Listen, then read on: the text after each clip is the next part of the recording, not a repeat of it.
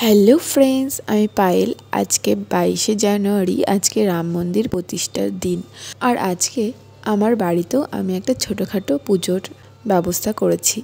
পুজোটা আমি নিজেই করব, তারই কিছু কিছু মুহূর্ত আমি আপনাদের সাথেও শেয়ার করে নিলাম।